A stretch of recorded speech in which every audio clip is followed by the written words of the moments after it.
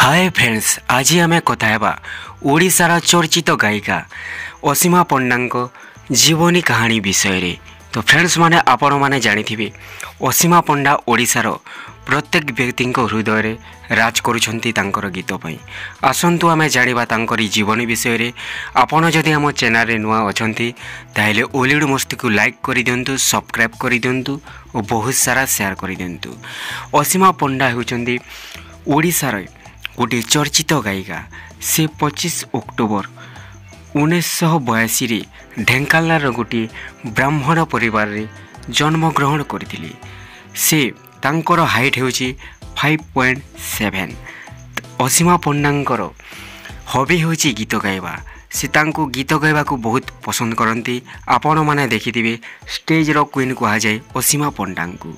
तापरे तांकर मातांको नाम हैला सुजाता पंडा और तांको भाईंको नाम हैला आकाश पंडा।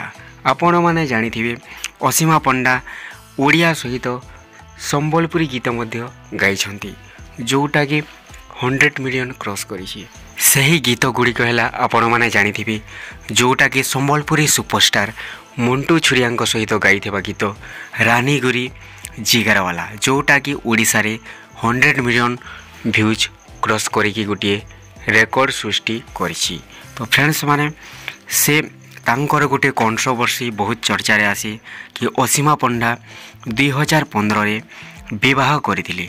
तांको विवाह करिवार 6 मास परे तांकर हजबैंड को सहित तांकर डिवोर्स हो जाइतिला।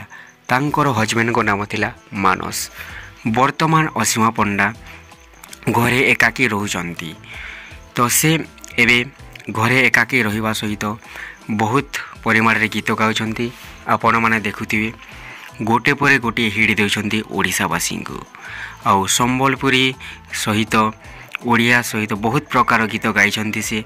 आउ सब बेले चर्चा रे रहंती। से भजन मध्य बहुत सुंदर गाई पारंती। तो असीमा पंडा गीत गाइबा सहित स्टेज प्रोग्राम मध्य करंती। आउ गोटे स्टेज प्रोग्राम को से 2 लाख रु 1.5 लाख पर्यंत नियंती। आउ से ओडिया संबलपुरी गीत गाइबा सहित ओडिया मूवी रे मध्य गीत गाइछंती। तो फ्रेंड्स माने यह थिला असीमा पंडा जीवनी।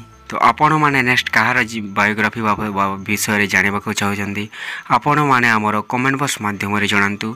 ओ ओलीवुड मस्ती को लाइक करंतु, सब्सक्राइब करंतु और बहुत सारा शेयर करंतु। Thank you friends.